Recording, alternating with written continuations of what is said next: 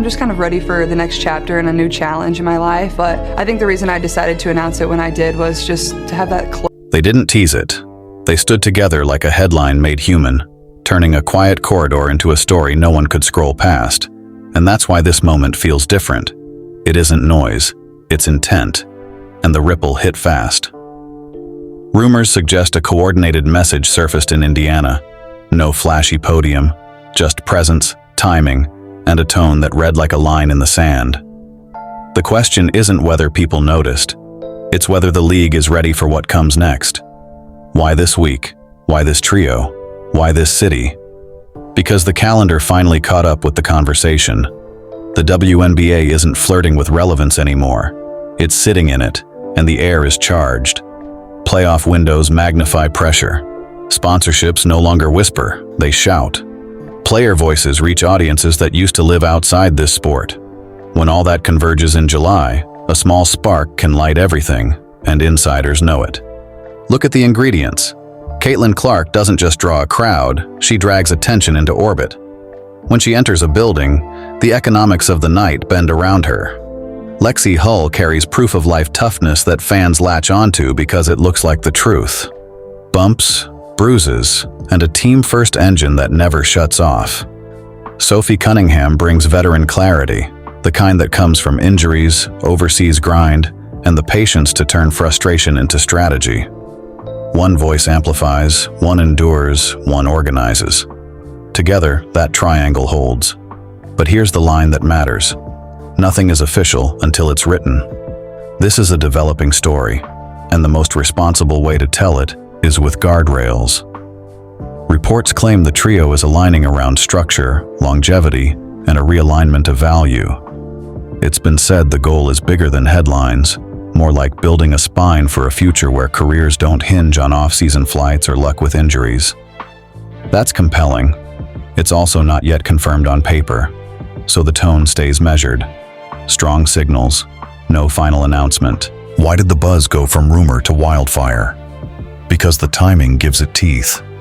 Indiana's surge into meaningful games threw a spotlight on the fever, right when the audience was paying attention. That attention didn't blink. It followed the team from pre-game tunnels to post-game feeds. It watched the inside jokes, the rallying cries, the small moments that make cohesion visible. In high-heat windows, even a nod can read like a paragraph. There are tells the public can see without any leaks. Hull's visible grit became a rallying emblem. Fans don't need a press release to understand what a bruise means in a playoff race. Cunningham's framing of adversity wasn't loud. It was steady, and steady spreads.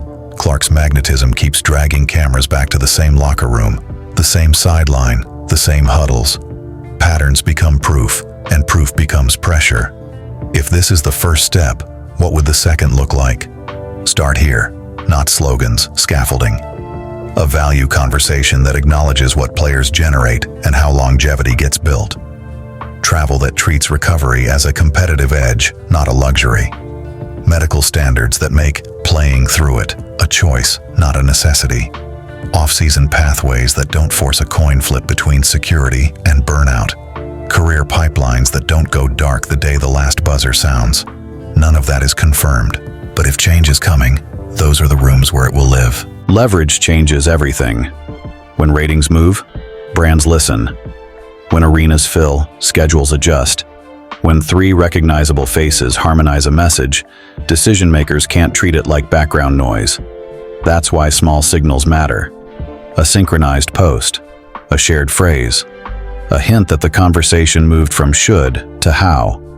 These are the breadcrumbs before a playbook. There's a reason quiet meetings sometimes outrun loud pressers. Momentum builds better in rooms that can listen before they're asked to answer. If this is strategic, expect a shift from vibe to vocabulary.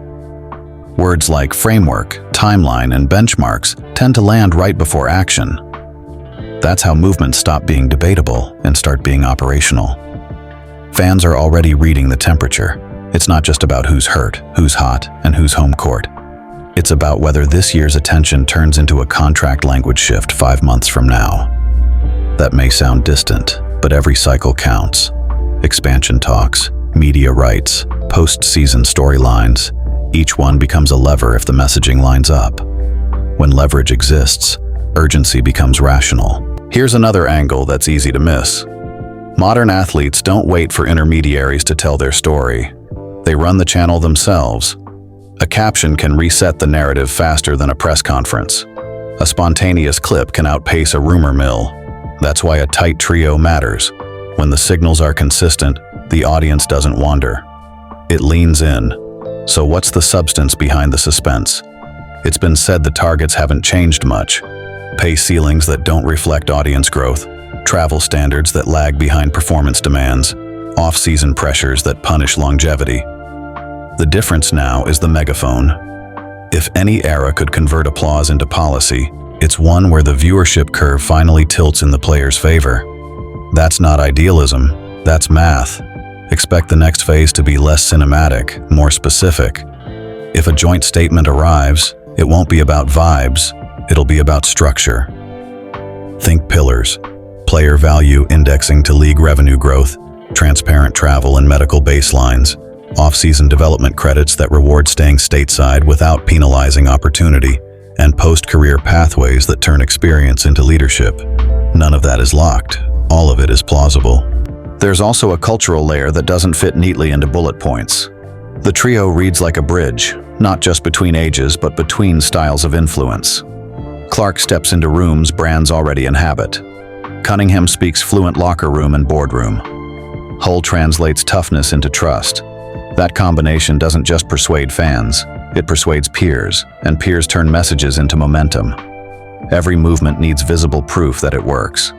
If fans see even small improvements take root, better recovery windows, clearer communication around injuries, public backing from sponsors for player-centric standards, they'll connect the dots quickly. The audience that showed up for highlights will stay for accountability. That's how attention becomes durable. Here's how to track this without guesswork. Watch for 3 things: timing, tone, and tandem. Timing that aligns announcements with peak attention games or milestone dates. Tone that shifts from rallying to road mapping. Tandem signaling, shared language across multiple players or teams that suggest coordination, not coincidence. When those 3 align, momentum usually has teeth. There's also a real chance the ripples escape one league. If the framework is clean enough, expect echoes in other women's sports, where the same tensions live. Compensation, scheduling, medical standards, and post-career routes. A working model doesn't need to be perfect to spread, it needs to be replicable. Still, caution matters. Without an official document, certainty is a luxury this story doesn't have yet. That's okay. Movements germinate in the gray space between what everyone knows and what someone signs. If this trio keeps the temperature high while the details bake, the reveal can land as implementation, not intention. That's the smartest outcome. So, where does that leave the conversation tonight? In a rare place, charged, curious, and patient. The visible unity is already doing work.